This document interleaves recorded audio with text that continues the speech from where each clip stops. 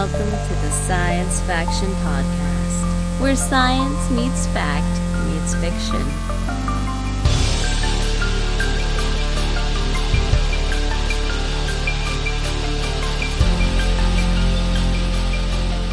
This is Science Faction for the week of April 6th, 2025. I'm one of your hosts, Steven Dominguez, and with me tonight, two people that love that chicken jockey. I'm Benjamin Daniel Ellis, and I don't know what you're talking about. Devon Kraft. I also don't know what you're talking about. Excellent. That's exactly how things should be. Apparently, it looks like we're going to be talking about Minecraft, but the Minecraft movie has a scene with a chicken jockey, which is a little chicken with a baby zombie on it. And for whatever reason, the kids have decided to explode in the theaters when this happens and just yell and run around and create giant messes. It's a thing. Okay. Yeah, I don't know. It's what the kids are doing. Who knows? That was not my experience, but... Okay. It could be an isolated incident that my algorithm has decided to give me over and over again to make it not seem like an isolated incident. Maybe we're just not cool enough to know about those kind of things here. Yeah. Yeah, I mean if that happened in Texas, everyone would get shot. I mean that's just by love arrows. Jeez. Are people getting shot again? Too soon. No, I don't think. I don't. Just too soon in general because America. Yes. Yeah. Well, not just America, but like, just Texas theaters and shootings. Like, that's a thing. Is that a thing? And wasn't that where the Batman shooting happened? Oh, was it? It was that a might have been. Oh, well. Yeah, don't do Aurora. Where's Aurora? Colorado. Oh, that was Colorado. Okay. All right. Well, I mean, still. Let's keep not guns out of the theater. The problem is, I'm sure you could look up.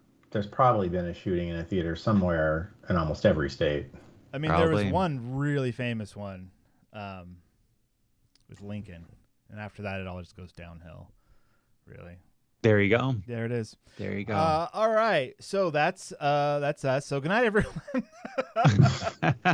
How do we come back from that? Let's keep talking about. No, we're gonna keep talking about theaters. Here's what's going on. Sure. I just really quickly. I saw Disney's Snow White this weekend with the kids and my wife. Huh? Did you say why?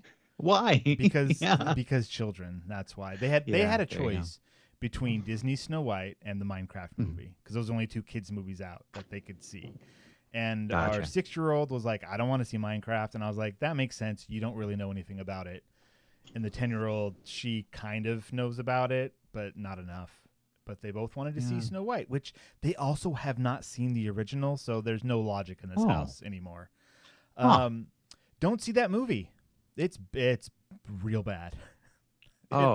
It's not like, so the thing, because I don't remember, I'm sure I've seen the original Snow White at some point in my life. Perhaps I haven't. But the story, not great.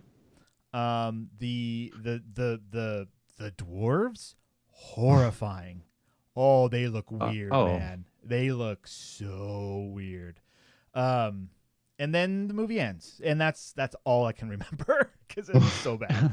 Actually, Martine was like, "Yeah, the original Snow White, it actually moved. Like they did all the things from the original movie. It's just that then they added a bunch because not much happens plot wise in the original movie. It's like it's she said it's really slow and boring." Because it's their first animated feature, and they were just like, look what we did. And no one had ever seen it before, and that's amazing, but that's not going to cut it these days. So past that one, it's not worth anything. I mean, but how was Gal Gadot? Oh, terrible. But actually, Martine was like, yeah, the actress they got for the evil queen, she was real bad. I was like, oh yeah, Wonder Woman. She was like, that's where I've seen her before. I was like, yeah, she's a good person, but I don't know about a great actress. I don't. Yeah, it's real bad. Like it was one of those things where if she had hammed it up at like 20% more, it would have hit the mark. Or if she had been more serious by about 20%, that would have been fine too. But it was this weird middle ground that it just seemed like bad acting. I'm sure it was bad directing because it's all green screens. She's not really known as being a good actress.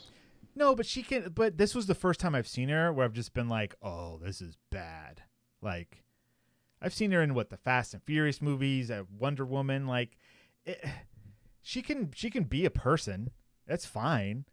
But when she's like something fantastical, it gets a little iffy. Well, in roles like that, certainly in fantasy and especially with villains, I mean, you've got to be a really good actor. Like, that's where you get to like chew the scenery, but you've got to like have the ability to pull that off. Yeah, and she didn't. Also, lots of songs that were not very memorable. So there's that. Wow. Yeah. So you've been seeing a lot of those. I mean, you had that same critique of Moana 2. Moana 2 was way better than Disney's Snow White. And yeah, Moana 2 is just fine. I mean, compared to the first one, not great, but as a movie, it was fine. Anyways, this is not a podcast. This is not a Disney movie review podcast. So someone else talk now. Well, it is a kids movie review podcast. So I saw Minecraft yesterday. Okay, tell me about it. It was okay. Jen was like, I need the kids out of the house. Like, she was just tired of them. It was raining here. And we've gone a lot to like the indoor play places. So I was like, well, we haven't been to a movie in a long time. So I looked up what movies were showing. And like you said, the only kids movies were Minecraft and Snow White. Mm-hmm. And my kids, they haven't played Minecraft. They've heard a lot about it from their cousins, and they've seen like clips of it on TV. So they have some idea what it is. Clips of the movie or clips of the game? The game. Okay. So they have some idea what it is, and you know, it was okay. I didn't think it was that great. I thought from the previews it looked kind of wacky, and so I'm like, well, maybe this will be good in like a different way. And it certainly tried to be different than just your typical movie, you know, kids movie you would expect from a IP like that. So it had some like offbeat humor, which, you know, only some of it landed. Of course, it's directed by the guy who did Napoleon Dynamite, and I actually wasn't a big fan of Napoleon Dynamite, so. Oh, so you're not the target audience. Yeah. But so it's funny because like it starts off with a lot of narrative from Jack Black about the world of Minecraft. And then it goes to what you'd expect, where it develops the human characters, not in the Minecraft world. Okay. And my kids were really bored during that. And Nolan was like, when are they going to get back to Minecraft? And Elliot was like, just like, bouncing around. I was like, oh man, they better get back to the Minecraft world. we're all screwed. It's only like 15 minutes, you know, where they're not in the Minecraft world, and then they get there. And of course, I'm like, well, once they're in the Minecraft world, it's really, to me, it was way more boring because it's just like, okay, typical quest type movie, got to find the thing. Every 10 to 15 minutes, the bad guys show up for a battle, and then, you know, all the plot or all the character development is all just total, you know, stock, just what you'd expect. So, you know, it's okay for what it is. I didn't hate it, but I would never want to watch it again. Joke's on you. Your kids are going to get that somehow and watch it on loop all summer long. That's going to be the summer of Minecraft in your house. Best summer ever. And I'm sure this is not the last I've heard of Disney's Snow White. Well, there were some jokes that were pretty funny. I mean, it was nice that they tried to be different, and so there were some parts I was like, yeah, that's clever and funny. But well, if you're looking for a relatively decent but not earth-shattering, kids movie, maybe consider The Day the Earth Blew Up, which is a Looney Tunes movie that came out in 2024. We watched it over the course of the last couple of nights, and that was playing at the theaters here. That was one of the movies I was like, we could see that, but I'm like, I don't know what the heck that is. It's okay. So, I would give it a solid 7.5. Mostly because it is a perfect way of being like a new Looney Tunes movie, like just Looney Tunes. It's not, there's no live action No in it, basketball? no But basketball. Looney Tunes is nothing known that, for their basketball. right. Yeah. Nothing that's like, oh, hey, here's something else that'll bring people in that aren't into Looney Tunes. No, if you like Looney Tunes, you're going to really enjoy this film. And it's an incredibly well animated film. It has such incredible gags. And then on top of that, I mean, the day the Earth blew up, it's a big send up on 50s B movie sci-fi. Right. Like, the day the Earth stood still. Yeah, exactly. But like all the stuff, that entire like when you're watching The Iron Giant at the beginning and they show like that classic 50s B movie playing, like this is a send up on that type of movie. So I say it's a 7.5 because that's really not like that's a very specific group of people that would be into both Looney Tunes and this, but it hits pretty well. And I also say it's a 7.5 because it's not like a there are times when the film is slower paced than I think than I would have it be. Okay. But the gags are great. The animation is incredible. To see a modern animated film that's not like a 3D CGI fest. Yeah. To have a film that has a couple of really interesting twists in it. And then also to have incredible voice acting.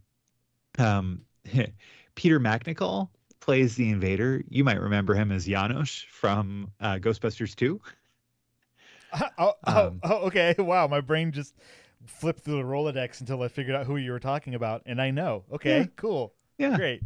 Fred Tatasciore, is that how you say his name? He plays the scientist in the film. And he also was Shax, Lieutenant Shax on Lower Decks. Okay. Yeah. Wow. And it's the same guy, Eric Bauza, plays both Daffy Duck and Porky Pig in the film, but does such an incredible job. Are there more? How many of the Looney Tunes are there in this movie? Is it all of them, or is it those two? It's Porky Pig and Daffy Duck and Petunia Pig. And that's it. The what? Petunia Pig. Yeah. Oh. Yeah. There's got to be a lady version of everything. Okay. Well, what is that? Is that one of the jokes in the movie? No, that's funny. I thought during the Minecraft movie, I'm like, there's the kid, because there's got to be a kid in the movie, although he's kind of like a teenager, but he is a standard like white boy. I'm like, wow, that's weird. What was it like? I'm like, they're finally like, we just want to make money. We don't care about anything else. We're just gonna. Oh boy. Well, I'm glad you could really connect with the character, Devon.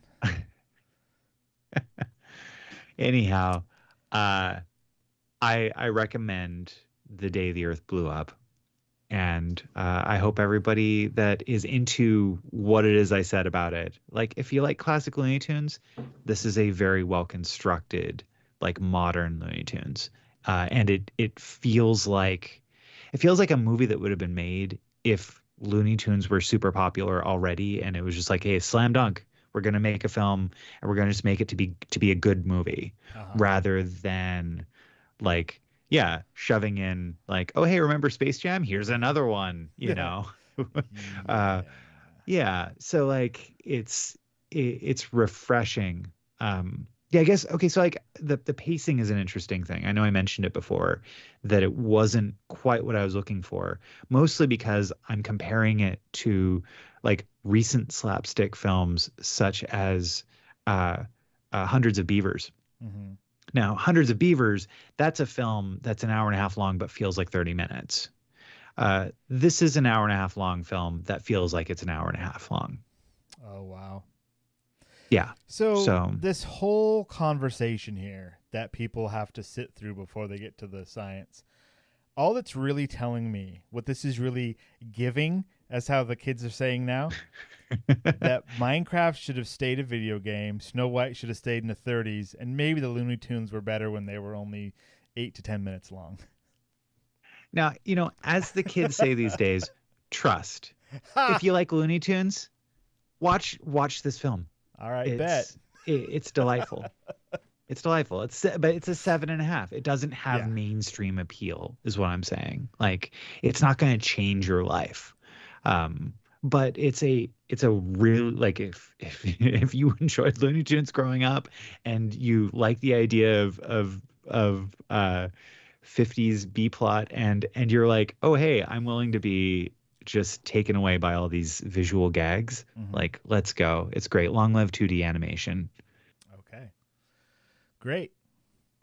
All right. Well, like I mentioned a few minutes ago, this is a podcast about science and science fiction.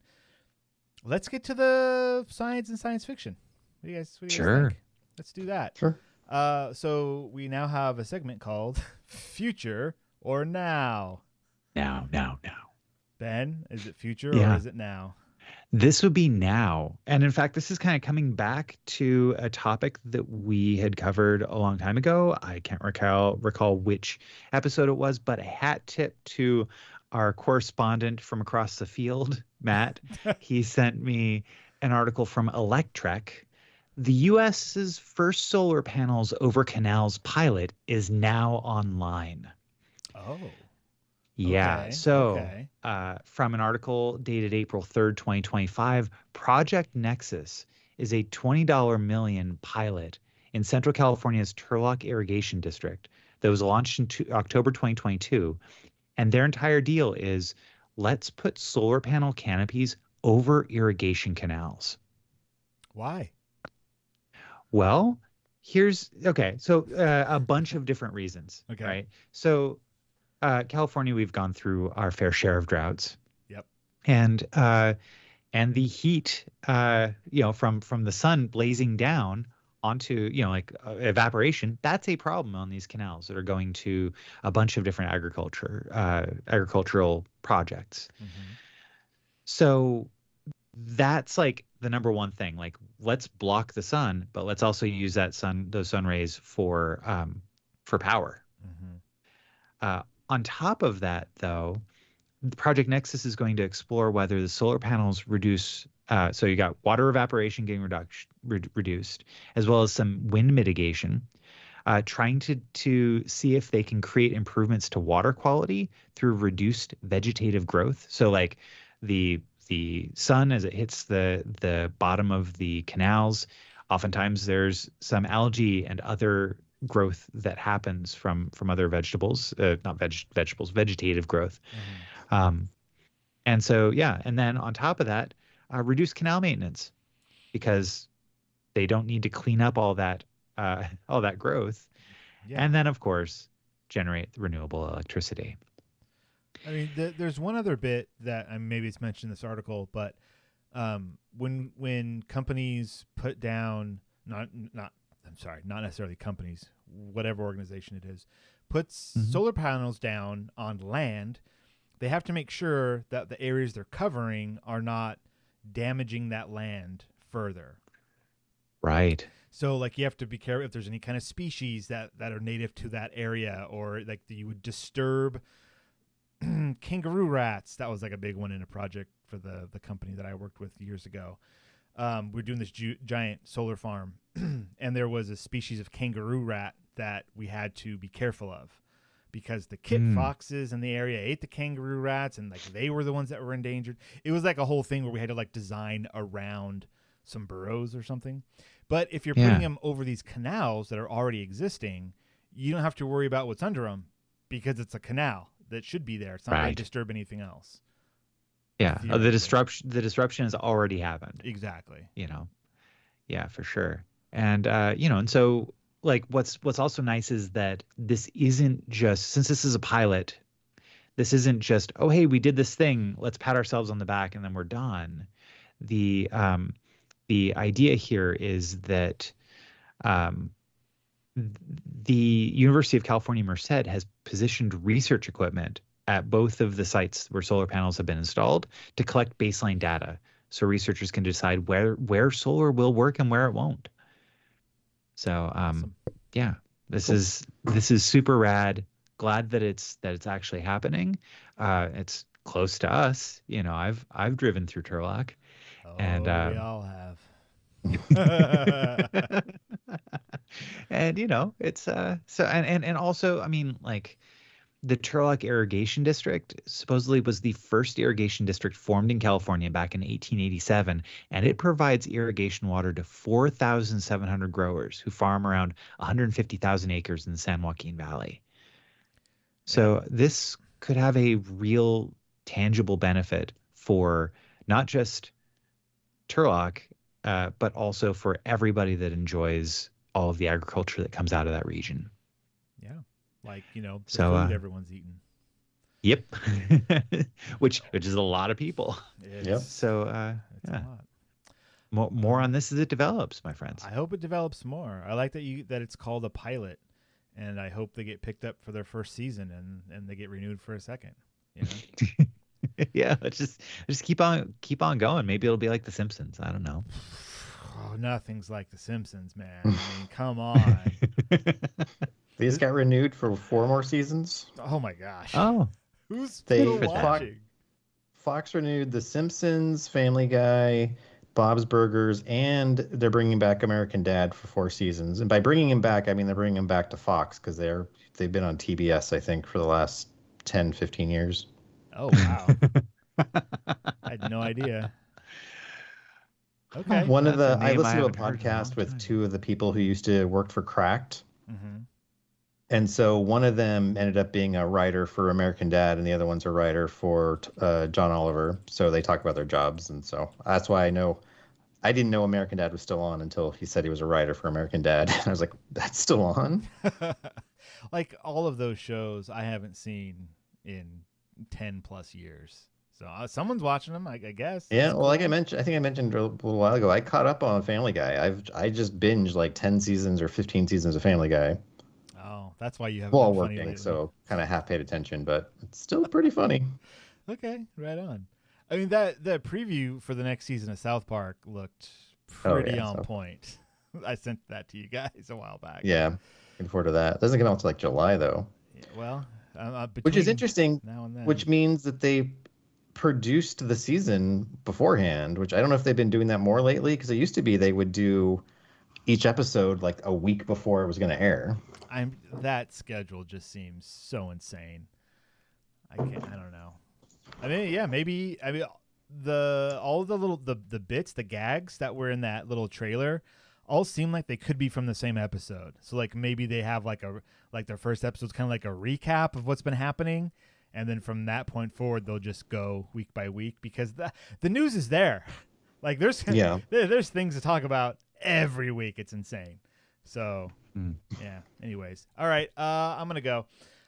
This for mine. This is also a now. There's nothing futuristic about this episode, and I'm gonna call this one ba ba ba ba ba because so this comes from you'll see why in a second. This article comes from Science Daily. It was published on April 3rd, and the title is "Western Diet Causes Inflammation. Traditional African Food Protects."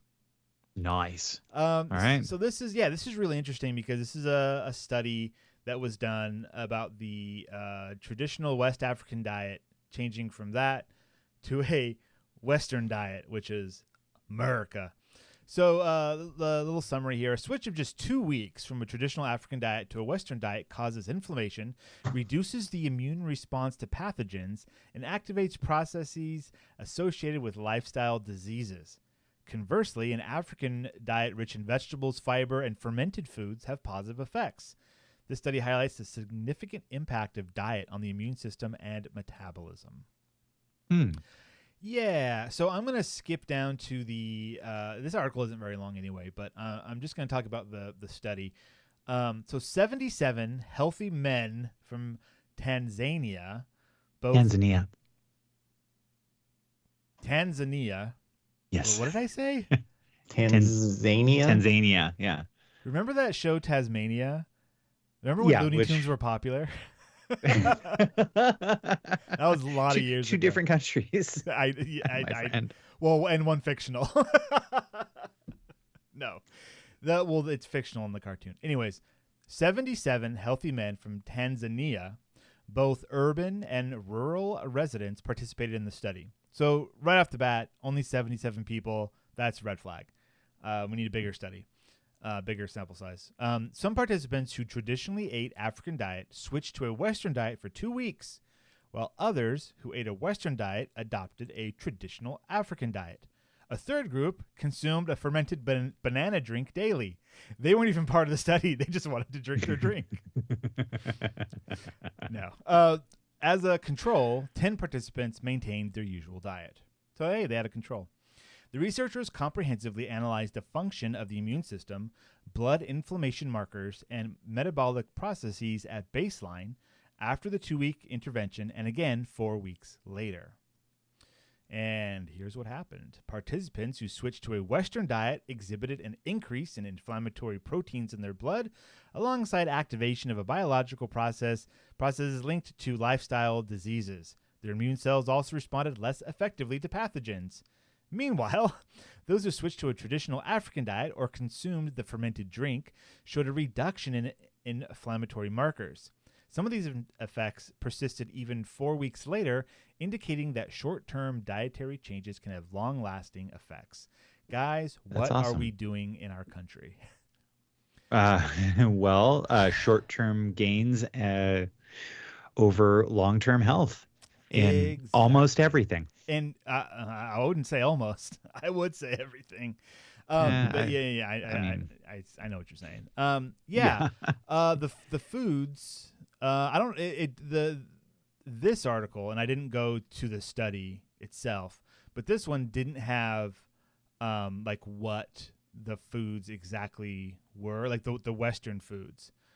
They did talk about the African diet. Included plenty of vegetables, fruits, beans, whole grains, and fermented foods. But not any more specific than that. And the Western diet typically consists of processed and high-calorie foods, such as French fries and white bread, with excessive salt, refined sugars, and saturated fats.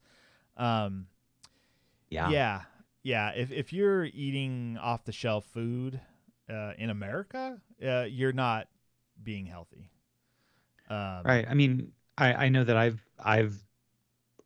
got high cholesterol. I was suggested doing a Mediterranean diet, and so it's nice to know that that's not the only While yes, I happen to think that the Mediterranean diet is pretty delicious, but also I think that the bits of African food I've had, that they've been delicious too, and so yeah.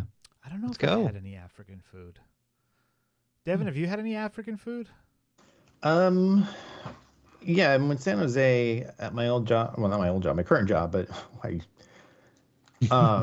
we would go Devin, out. Blink twice if there's a gun to your head. Yeah.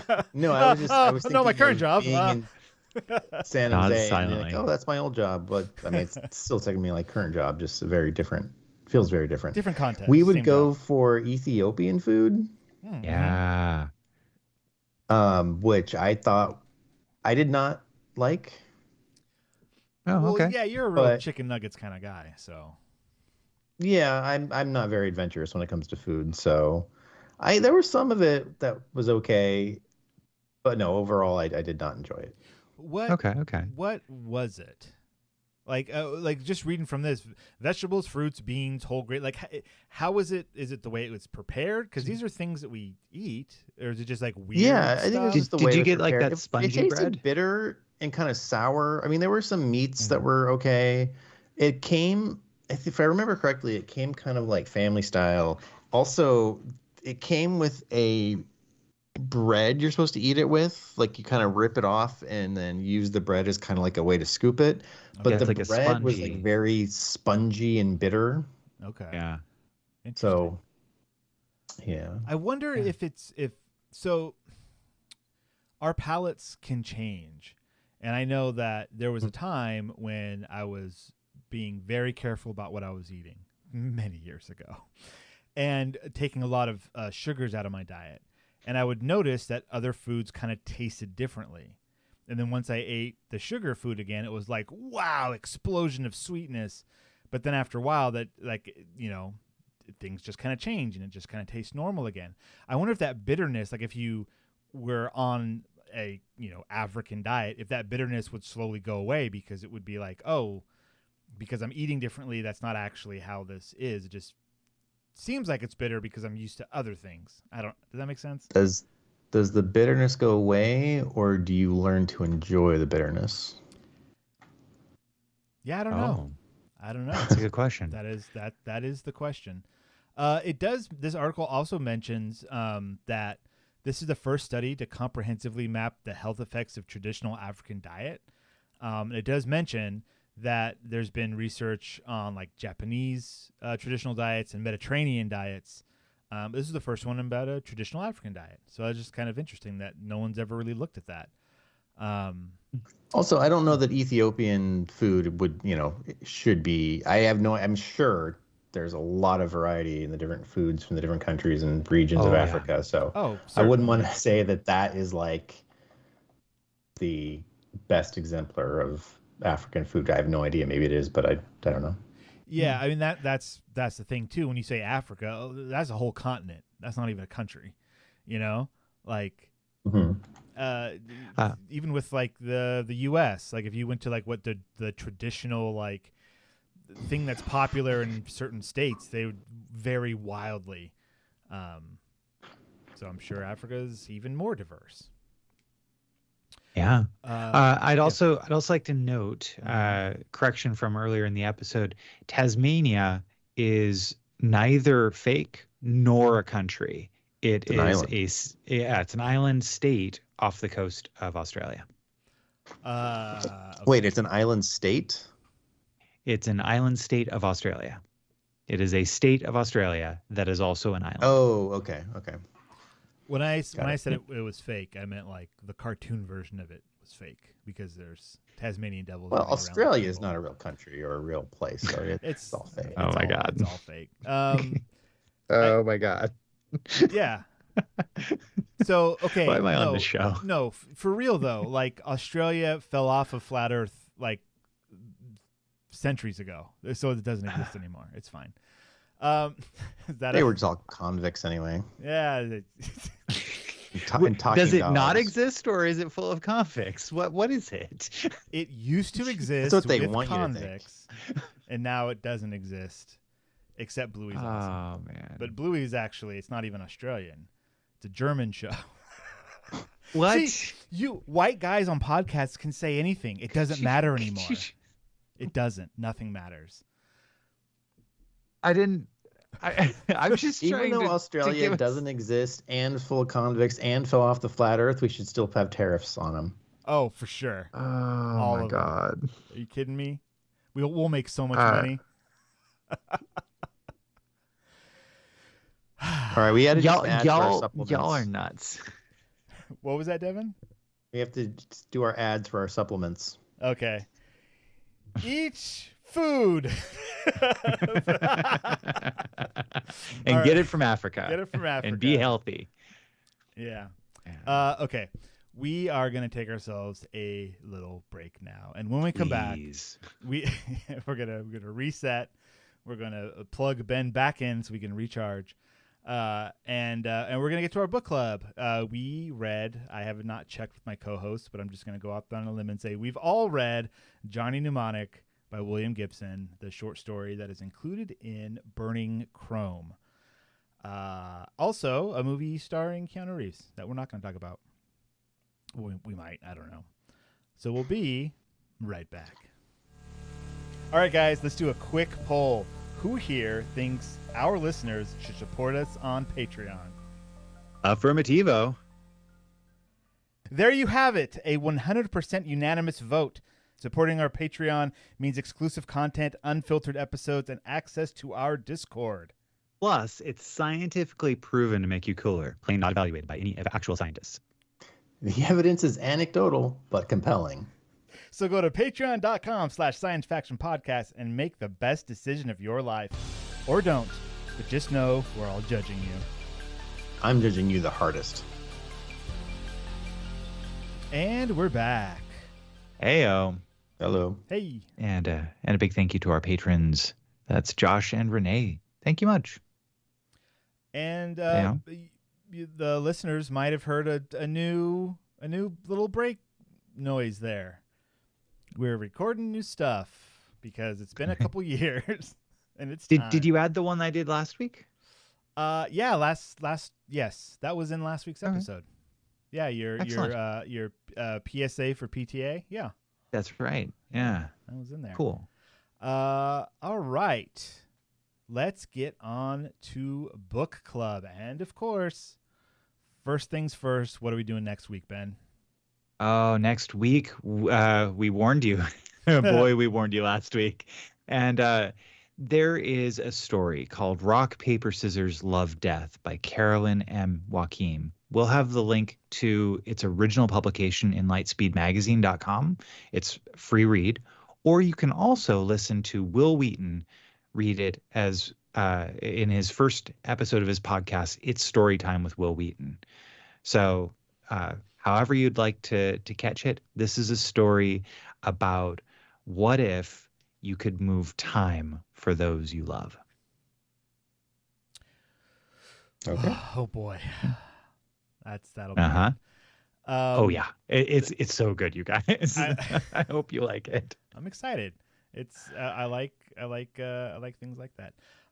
That also reminds me of something that I sent you guys a while back. And I'm scrolling through our talks to see if I can find it real quick, and I can't. But essentially, okay. it was maybe I just sent it to you, Ben. Hold on, I might have just sent it to you. Because sometimes I just send things to you. It was the thing about what decorating space and decorating time. No? Sounds familiar, but if art is how we decorate space, music is how we decorate time. There it is. And I was like, hold up. Yeah. Pick it up. I found that on some random thing, and I was like, that is really interesting to think about. Because you do, like if you are going to just sit down and enjoy some music, you are decorating your time. Mm-hmm. And man, that's interesting. All right, well, let's get on to this week's book club. Johnny Mnemonic, William Gibson. Guys, how did you consume the story this week? Devon, you go first. I listened to the audio on YouTube, which was not great. Oh, okay. Just because I think it sounded like an old recording. So it's probably based on like the original audio book that was done whenever this came out. But it did have the text on the screen with it, which really helps. But I was only able to read that sometimes because I was doing stuff, so I wasn't able to just. It would have been better if I could just sit down and read it along, or if I was reading it, I wouldn't need the audio. But anyway, that's how I consumed it.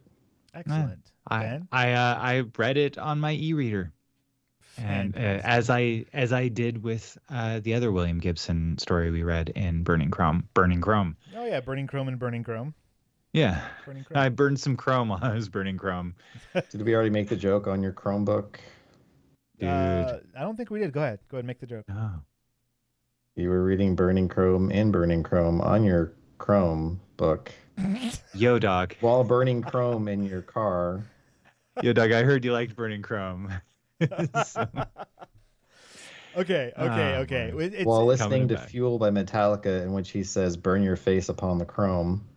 Oh, does he? There was that slow version of it of was it just called Fuel? Is that the name of the song? Fuel. Yeah. That was pretty good.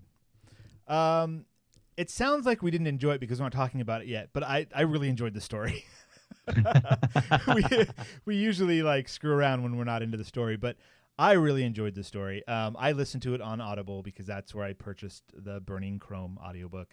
The publication date for this story was 1981. and then it was republished in Burning Chrome in 1986. So this story is got some age on it. It was in Omni, so which is a great science fiction periodical of the time. Omni was a science and science fiction magazine published for domestic American and UK markets. It contained articles on science, parapsychology, and short works of science fiction and fantasy. There you go. Cool. Yeah. So, what is Johnny Mnemonic? It's great. I'm gonna give you guys a summary, not you two, but our listeners, both of them. Thanks, Josh. Thanks, Renee. You know what? I think Greg listens while he's painting and stuff too. So thanks, Greg. Even though you're not a patron. So Johnny is a data trafficker. He has undergone cybernetic surgery to have data storage system implanted in his head. So he's a smuggler essentially, but for data. So the data goes in his brain. He doesn't know what it is, and it requires like a password spoken to him. And then he goes into this trance and he spits out whatever the data was. And within the story, it made it sound like if it was a software program, like he would just say the lines of code or something. Like for hours, he would just spit out, what the information was. But this story kind of starts in media res, where he's talking about having a shotgun and like hiding it in a bag. Yeah. And it's a whole thing. Johnny, because he had a contract placed on him by someone that had hired him to store some data. Exactly. So there's Ralphie Face, and they go to the Drome bar. So Ralphie is overdue to retrieve the hundreds of megabytes of data he has stored in Johnny's head. And Johnny learned that Ralphie placed a contract on him. Johnny finds Ralphie at his usual table. He's got a bodyguard named Lewis. Johnny threatens him with a sawed-off shotgun. Lewis incapacitates him with a neural disruption device under the table, as you do. And then Ralphie says that the data was stolen from the Yakuza, who are very interested in ensuring that it's not revealed, and they had not been aware of the theft when he hired Johnny. It's like this whole, like, you're right in the middle of this crazy thing that's happening. Right. And who do you trust, right? Like, do you trust that anybody's telling the truth other than Johnny? They're all bad guys, except for like Johnny. Right. You're in Johnny's head, right? It's first person, isn't it? Mm-hmm. Yeah. Yeah. That sounds right. So I mean, what Johnny's saying is true because he's the one recounting the story to you. But everyone else, who knows? And then comes Molly. So Molly Millions. I don't know if they called her Molly Millions in this one or just Molly. They did. They did, yeah. Okay, cool. She has undergone extensive body modification. She's got razor sharp blades under her fingernails. She joins them at the table just looking for a job. It just walks up. Yeah. Just walks up like, hey, you guys look like you're in the middle of of some weird stuff going on. Like, what's up? And so, the Lewis, the bodyguard, like, tries to go like, hey, get out of here, little girl, and she just basically like slices the part of him off. Like that whole scene reminded me of like if you're at a diner and two people are having an argument and someone walks up with a gun and says like, who wants to hire me to win this argument? Like just having her on your side and her not doing anything is worth the money. Is like how this whole thing comes across. And also Molly, she's in other William Gibson books. So when I first read this, I already knew who she was and how dangerous she was. I was like, oh, it's Molly. Okay, so let's see. Ralphie offers to pay her. She deactivates the device, frees Johnny, who immediately offers a higher bid to hire her as a bodyguard. They take Ralphie like hostage and they go to leave. And then there's the assassin that's waiting outside. And this is the best part of the Johnny Mnemonic movie. If you guys ever saw it, it's the only part you're going to remember. It's when the dude like pulls his thumb off and there is just like a line of red of this monomolecular wire that he uses to like slice stuff. Oh, yeah. My memory of that happening in the movie was like, that was awesome. I don't know if it actually was, but that's what my memory tells me. So I should not go back and watch it. All my memories of this movie are of the movie virtuosity. Because that's what I thought this was. Nope. I'm not sure if I've ever seen Johnny Mnemonic, the movie. I remember the monomolecular wire, and I remember the dolphin, and we're gonna get to the dolphin in a second because, wow. So anyways, Molly is excited because she gets to like fight another professional. So let's see, Ralphie's killed, but they still have to get the data out of Johnny's head, and they need something to do that. Something called a squid, which, let's see, very sensitive magnetometer used to measure extremely weak magnetic fields based on superconducting loops containing Josephson junctions. Okay. It's some high-tech thing. And the only people that have it are like the military.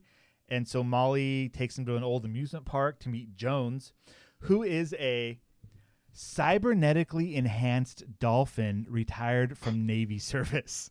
Mm-hmm. This is the kind of wacky sci-fi that I love. Because it makes sense. Jones's previous assignment was to locate and hack into enemy minds using the squid and other sensors implanted in his skull. But now he's addicted to heroin because the Navy kept them hooked on heroin so that they would keep doing their job. If that's not American as apple pie. Yeah. Anyways, so they pay him in heroin. Johnny then has Molly read it out so he can enter his retrieval trance. Recorders capture all the data. They upload a snippet to a Yakuza communication satellite and threaten to release the rest unless Johnny is left alone. And then there's you know what? Let's have a crazy fight.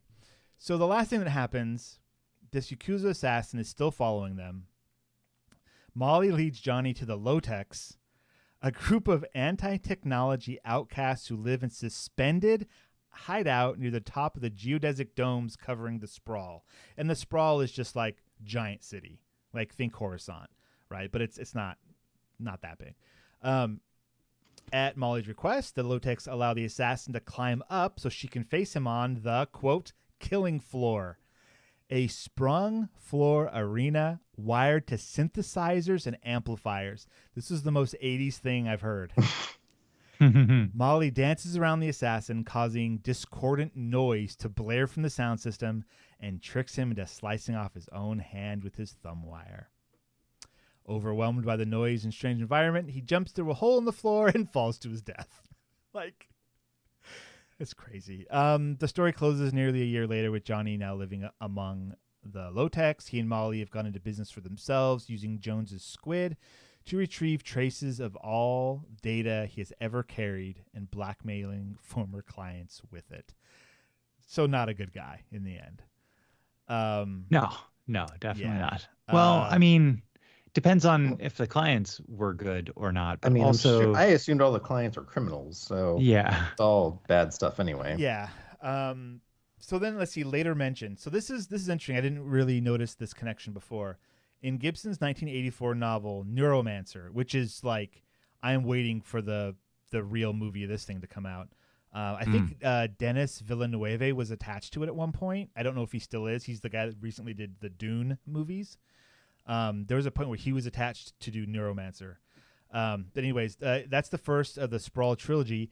Molly relates the rest of Johnny's story to the protagonist, Case. So Case is the protagonist of Neuromancer, and he gets involved with Molly.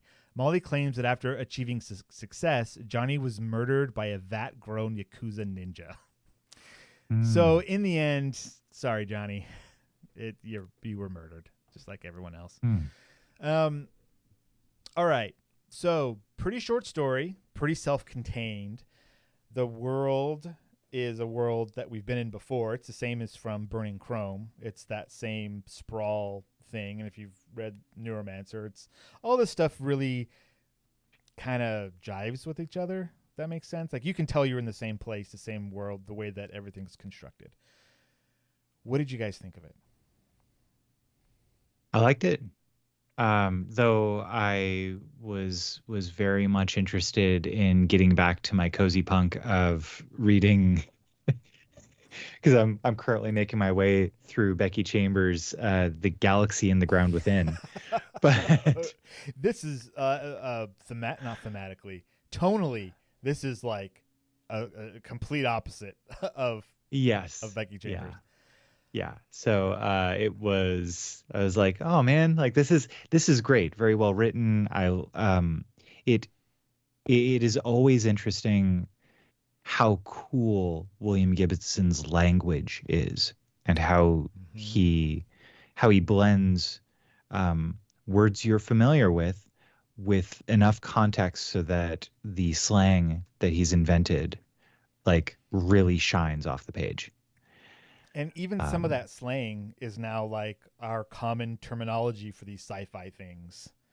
True. Like his stuff is so popular. Like just the term cyberpunk, he came up with that. Like, and that's all of this.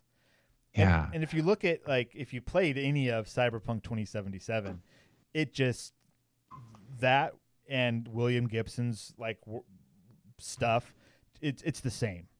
It's like if you want to see this stuff that they're talking about, play that game and you'll see all of this nonsense. It's crazy. Gotcha. Yeah. Well, and I liked. I found it was really interesting, the low techs and how they live in darkness, and how the first low tech that you come across is like a dog.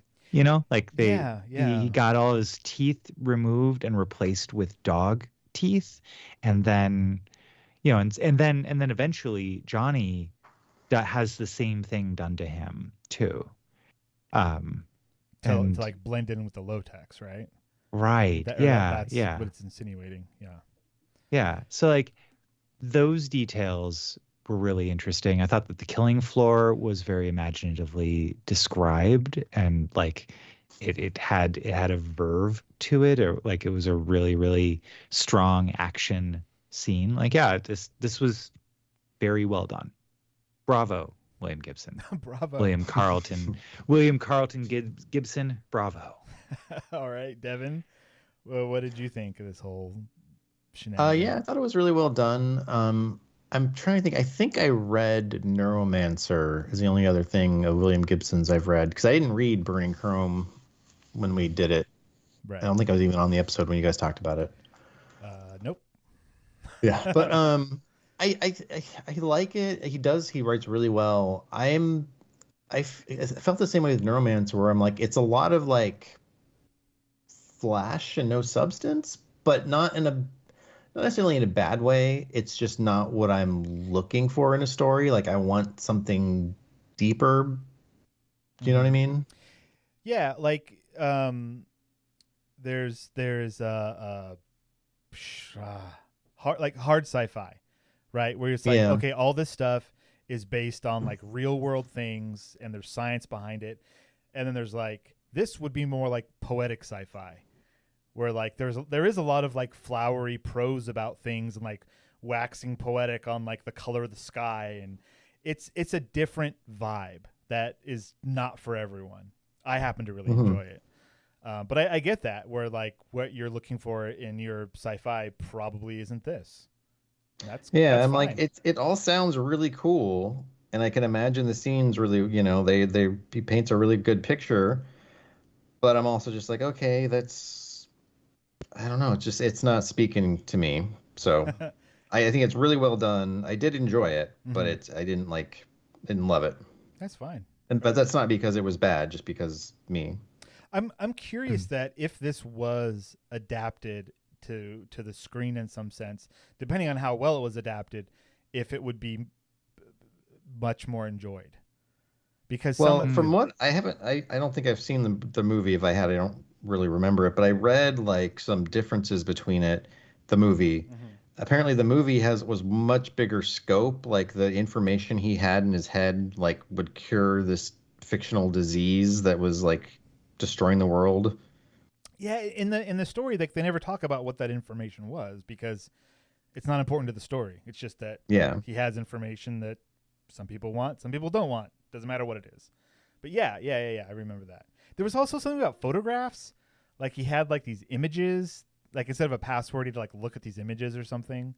I don't know.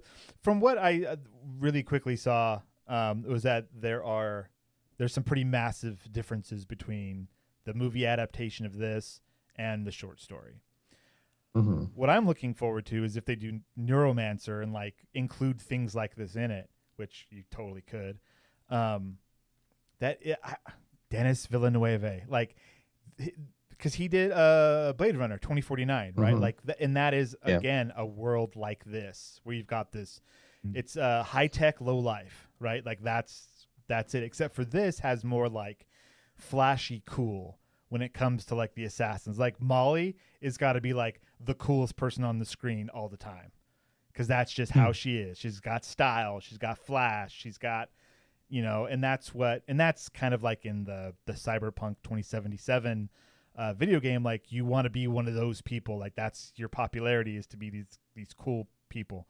Anyways, I thoroughly enjoyed this story. It makes me want to go back and reread Neuromancer because it's been so long, and take my time with it really, because I have a feeling the first time I read it, I rushed through it because I remember not understanding a lot of it for some reason, but just like enjoying the prose, but not really comprehending what was going on. I don't know, man. That's just me. Yeah. All right. Gee, it hasn't even been an hour, guys. Yeah, good. It's fine. Yeah, it doesn't have to be. It has for us because we recorded a pretty significant amount of stuff for the mid pod. Yeah. Even the So pre-pod. if you're interested, boy, like we took off the mask there, man. And we do sometimes. So yeah, like we had said before, patreon.com/Science Faction Podcast. You'll get the unedited episodes. We always talk before our mid-pod break and afterwards. Sometimes a lot, sometimes a little. Depends on the week. Right now, it's Sunday night, and it's late, so there's probably not going to be a whole lot in the post-pod. But some days we go off for a while. Yeah, it's been a weekend. It's been a week. It's been a month. It's been a year so far. We're all exhausted. All right, guys. Well, let's call it here. And I believe, I think we're good for next week. Things are going to be happening coming up soon. I don't think it'll affect our podcast schedule too much. The Last of Us Season 2 is next week. Oh, guys. Then the week after, I'll be out of town on the 20th. So, yeah, we'll have to figure something out. Well, I'm going to be out of town the week after next. And next weekend, Jen's sister's wedding is on Saturday, and their family's going to be in town. So Sunday, I'm not sure what's going on. All right. So there may be some two-offs.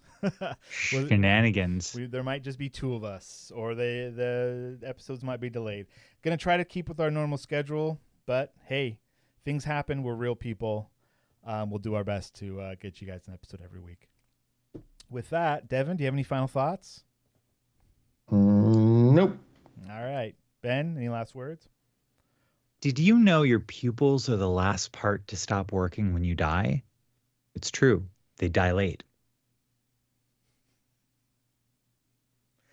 Good night, everybody.